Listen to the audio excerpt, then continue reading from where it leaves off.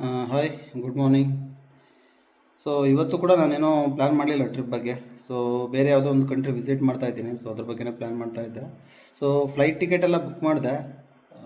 ಇನ್ನು ಅಕೊಮಡೇಷನ್ನು ಚೆಕ್ ಮಾಡ್ತಾ ಇದ್ದೀನಿ, ಯಾಕಂದರೆ ನಾನು ಅಲ್ಲಿ ಕಂಟ್ರಿಗೆ ಬೆಳಿಗ್ಗೆ ಅರೌಂಡ್ 5 o'clock ರೀಚ್ ಆಗ್ತೀನಿ ಏರ್ಪೋರ್ಟ್ಗೆ. ಸೊ ನಾನು ಏರ್ಪೋರ್ಟಿಗೆ ಇಮಿಗ್ರೇಷನ್ ಎಲ್ಲ ಮುಗಿಸ್ಕೊಂಡು ಮತ್ತೆ ಹೋಟೆಲ್ ಹತ್ರ ಹೋಗೋಷ್ಟೊತ್ತಿಗೆ ನಾನು ಸುಮಾರು ಒಂದು 7 ಗಂಟೆ ಆಗ್ಬೋದು ಅಪ್ರಾಕ್ಸಿಮೇಟ್ಲಿ ನಾನು ಕ್ಯಾಲ್ಕುಲೇಷನ್ ಮಾಡಿರೋದು. ಸೊ ಅವ್ರದ್ದು ಚೆಕ್ ಇನ್ ಟೈಮ್ ಬಂದುಬಿಟ್ಟು 3 ಗಂಟೆಗಿರೋದು. ಸೊ ನನಗೆ ಅಷ್ಟು 7 ಗಂಟೆಯಿಂದ 3 ಗಂಟೆ ತನಕ ಟೈಮ್ ವೇಸ್ಟ್ ಮಾಡೋದಂದ್ರೆ ತುಂಬ ವೇಸ್ಟ್ ಆಗಿಬಿಡುತ್ತೆ. ಸೊ ಅದಕ್ಕೆ ಅವ್ರಿಗೆ ಒಂದು ಮೇಲ್ ಕಳಿಸಿದ್ದೆ ನಿನ್ನೆ. ಸೊ ಅವ್ರೇನು ಹೇಳೋದಂದ್ರೆ ಒಂದಿನ ಮುಂಚೆನೇ ಅಡ್ವಾನ್ಸ್ ಆಗಿ ಬುಕ್ ಮಾಡಿ ನೀವು ಎಷ್ಟೊತ್ತಿಗೆ ಬೇಕಾದ್ರೆ ಬರ್ಬೋದು ಅಂತ ಹೇಳಿದ್ರು. ಸೊ ಅದಕ್ಕೆ ಇವಾಗ ನಾಳೆ ನೋಡಿದೆ ಅವರು ಬುಕ್ ಮಾಡಬೇಕು. ಇನ್ನು ವೀಸಾ ಪ್ರೊಸೆಸ್ಗೆ ಕೆಲವೊಂದು ಕಡೆ ಕಾಂಟ್ಯಾಕ್ಟ್ ಮಾಡಿದೆ, ನಾನು ಒಂದು 2-3 ಕಡೆ ಕಾಂಟ್ಯಾಕ್ಟ್ ಮಾಡಿದೆ. ಸೊ ಆ್ಯಕ್ಚುಲಿ ವೀಸಾ ಬಂದುಬಿಟ್ಟು 1900 ಇರೋದು, ಪ್ಲಸ್ 650 ಬಂದುಬಿಟ್ಟು ಅವ್ರದ್ದು ಕಮಿಷನು.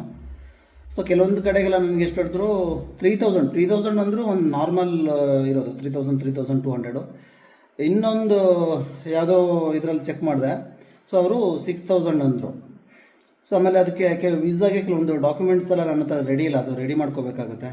ಸೊ ಸ್ಯಾಲ್ರಿ ಸ್ಲಿಪ್ಪು, ಆಮೇಲೆ ಬೇರೆ ಒಂದಿಷ್ಟು ಬ್ಯಾಂಕ್ ಸ್ಟೇಟ್ಮೆಂಟ್ ಎಲ್ಲ ಡೌನ್ಲೋಡ್ ಮಾಡಬೇಕು. ಆಲ್ಮೋಸ್ಟ್ ಈಗೇನೋ ಅರ್ಜೆಂಟ್ ಥರ ಏನೋ ಮಾಡಬೇಕಂತ ಏನಿಲ್ಲ, ನನಗಿನ್ನೂ ಟೈಮ್ ಇದೆ. ನಾಳೆ ಇಲ್ಲ, ಅಟ್ಲೀಸ್ಟ್ ಒಂದು 15th ಹಿಂಗೆ ನಾನು ಅಪ್ಲೈ ಮಾಡೋದು ಕೂಡ ನನಗೆ ವಿತಿನ್ 1 ವೀಕಲ್ಲಿ ಆಗಿಬಿಡುತ್ತೆ, ಏನೋ ಡಾಕ್ಯುಮೆಂಟೇಷನ್ ಏನೋ ಪ್ರಾಬ್ಲಮ್ ಇಲ್ಲ ಅಂತ ಹೇಳಿದ್ರೆ. ಸೊ ನೋಡೋಣ ಏನಾಗುತ್ತೆ ಅಂತ ಹೇಳ್ಬಿಟ್ಟು. ಫಸ್ಟ್ ಟೈಮ್ ಒಂದು ಬೇರೆ ಕಂಟ್ರಿನ ವಿಸಿಟ್ ಮಾಡ್ತಾಯಿದ್ದೀನಿ, ನೋಡೋಣ ಹೆಂಗೆ ಇರುತ್ತೆ ಅಂತ ಹೇಳ್ಬಿಟ್ಟು ಎಕ್ಸ್ಪೀರಿಯೆನ್ಸು.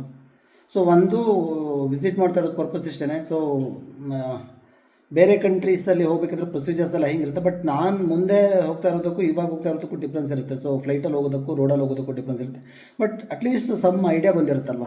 ಸೊ ಹೇಗಿರುತ್ತೆ ಏನು ಅಂತ ಹೇಳ್ಬಿಟ್ಟು, ಸೊ ನೋಡೋಣ ಹೇಗಿರುತ್ತೆ ಅಂತ ಹೇಳ್ಬಿಟ್ಟು. ಇವತ್ತು ಕೂಡ ಮಾರ್ಕೆಟ್ ಆಲ್ಮೋಸ್ಟ್ 1% ಏನೋ ಡೌನ್ ಆಗಿದೆ. ಸೊ ನಾನು ಯಾವುದೂ ಟ್ರೇಡ್ ಮಾಡಿಲ್ಲ, ಬಟ್ ಬೆಳಿಗ್ಗೆ ಎದ್ದೆ ನಾನು ಆಲ್ಮೋಸ್ಟ್ 9 o'clock ಏನೋ ಇದ್ದೆ, ಬಟ್ ಕಣ್ಣು ಓಪನ್ ಮಾಡೋಕ್ಕಾಗ್ತಾ ಇರಲಿಲ್ಲ, ಅಷ್ಟು ನಿದ್ದೆ ಬರ್ತಾಯಿತ್ತು.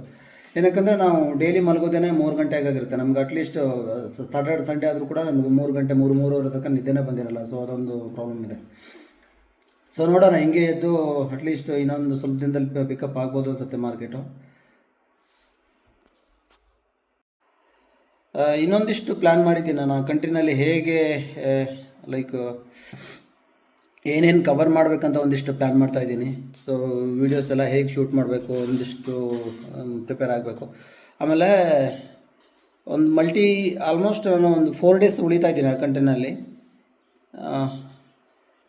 ಅಲ್ಲಿ ಯಾವ್ಯಾವ ಪ್ಲೇಸನ್ನು ಫಸ್ಟ್ ವಿಸಿಟ್ ಮಾಡಬೇಕು, ಹೇಗಿದೆ ಟ್ರಾನ್ಸ್ಪೋರ್ಟೇಷನು, ಕೆಲವೊಂದೆಲ್ಲ ಚೆಕ್ ಮಾಡಿದ್ದೀನಿ, ಬಟ್ ಸ್ಟಿಲ್ ಇನ್ನೊಂದಿಷ್ಟು ಇನ್ಫಾರ್ಮೇಷನ್ ಕಲೆಕ್ಟ್ ಮಾಡಬೇಕು.